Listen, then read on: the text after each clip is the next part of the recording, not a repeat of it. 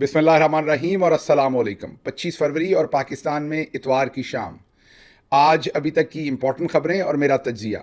Run down की बजाय सीधा ही तफसील की तरफ चलते हैं। पहली खबर जो आज आपके सामने हमने रखनी है वो असद तूर साहब के होशरुबा इंकशाफात हैं जस्टिस काजी फाइज ईसा की तरफ। और जो इंकशाफात असद तूर साहब ने किए हैं अगर वो दुरुस्त हैं तो काजी फाइज ईसा साहब पर जुडिशल काउंसिल का केस बनता है और वो शायद अपनी मौजूदा पोजीशन पर फिर कंटिन्यू ना रख सकें अगर इंसाफ के साथ उन तमाम इल्ज़ामात को देखा जाए। असद तूर साहब ने ये कहा है कि माजी में जब वो जजेस पर तनकीद करते थे तो काजी फाइज ईसा उन्हें बुलाकर अप्रिशिएट करते थे।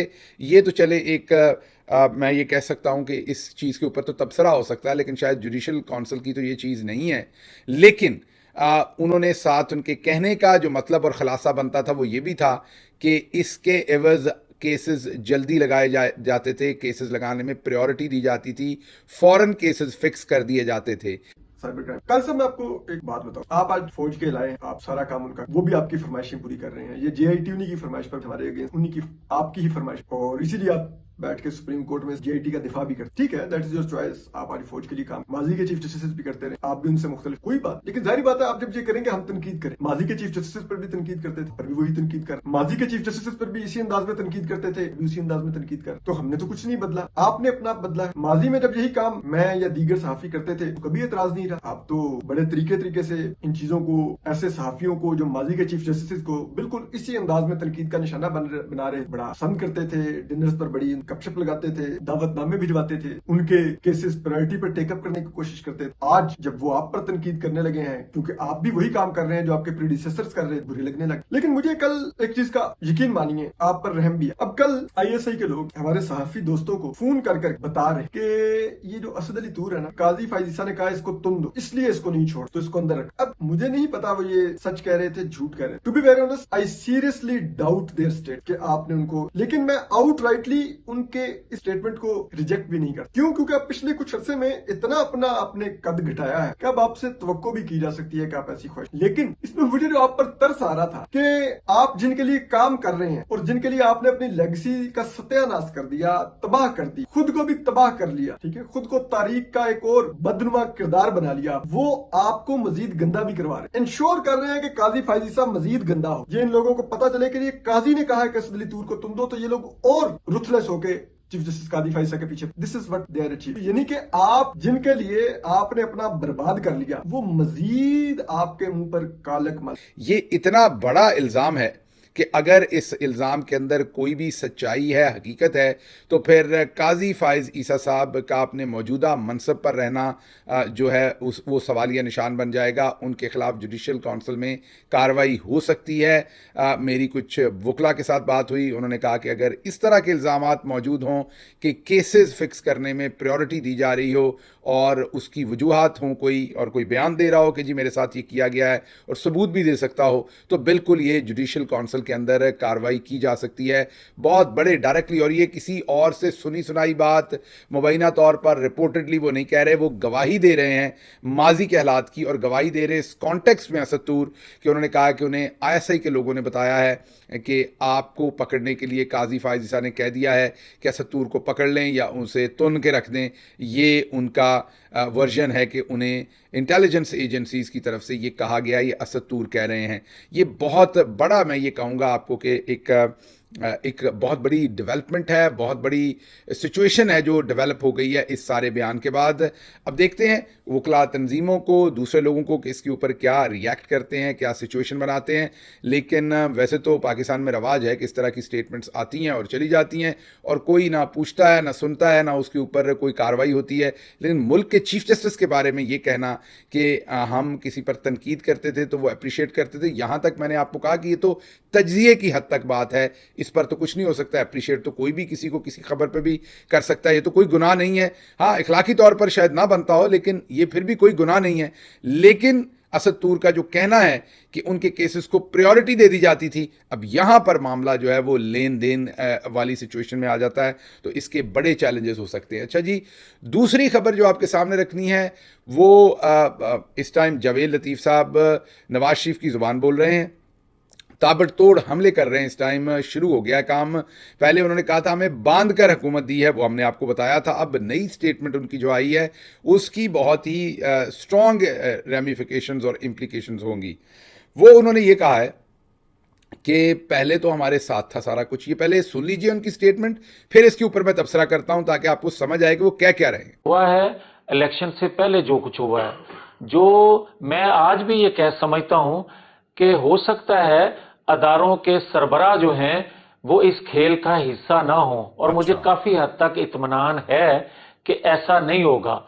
मगर नीचे जो कुछ हुआ है, क्या जो अदारों के सरबराहान हैं उनको नोटिस नहीं लेना चाहिए? आपने सुना कि वो वाज़े अल्फाज में कह रहे हैं कि जो इलेक्शन से पहले सब कुछ किया, पीटीआई को मार धाड़, पीटीआई की तबाही, जेलों में डालना, फस्तायत करना, सब कुछ, वहां तक तो हम खुश थे, ठीक था। इलेक्शन वाले दिन जो है वो धांधली नहीं करके दी गई हमें सीटें जितवाई जा सकती थी, हमें उस तरीके से की गई, कम की गई, हमें उस तरीके से धांधली नहीं करके जितवाया गया। और उसके बाद वो आगे बढ़ते हैं, उनकी बात को आप याद कीजिए या पीछे करके दोबारा देखिए तो आपको समझ आएगी। वो कह रहे हैं अदारों के सरबराह तो हमारे साथ हैं, लेकिन इदारों के अंदर से शरारत हो रही है, छेड़खानी हो रही है, जिसका मतलब ये है कि वो अगर मिलिट्री इस्टेब्लिशमेंट की बात करें तो वो कह रहे हैं चीफ तो हमारे साथ हैं, लेकिन नीचे जो है वो शरारत हो रही है। मतलब उन्होंने हमारे लिए धांधली उस तरीके से मैनेज करके नहीं दी। वो जनरल आसिम मुनीर साहब पर तो एतमाद कर रहे हैं, लेकिन उनके इदारे के ऊपर नीचे एतमाद नहीं कर रहे। ये वाज़े तौर पर कहना है जावेद लतीफ़ का, या दूसरे लफ्ज़ों में वाज़े तौर पर गिला कर रहे हैं, शिकवा कर रहे हैं, जवाब शिकवा बार बार अकेले खुद ही करे जा रहे हैं। जावेद लतीफ़ पहले शिकवा कर रहे हैं, फिर जवाब शिकवा कर रहे हैं। तो कहने का मतलब ये है कि आज भी अगर आप उनकी स्टेटमेंट को ऑन सरफेस लें तो बड़ा वाज़े अंदाज में वो ये कह रहे हैं कि जनरल आसिम मुनीर तो हमारे साथ ठीक है, नीचे इदारा ठीक नहीं है। ये बहुत बड़ी स्टेटमेंट है, और वो भी नवाज शरीफ की तरफ से आना। जब मैं बार बार कह रहा हूँ नवाज शरीफ, तो जावेद लतीफ़ नवाज शरीफ के बिहाफ पर ही बात करते हैं, खुद से वो बात नहीं करते, ये सभी को पता है। अगर वो बात कर रहे हैं तो ये वर्जन जो है वो नवाज शरीफ साहब का ही है। इसके साथ साथ इरफान सदीकी साहब ने भी एक अहम बयान दिया है। उन्होंने ये कहा है कि जी हमने बोझ उठा लिया,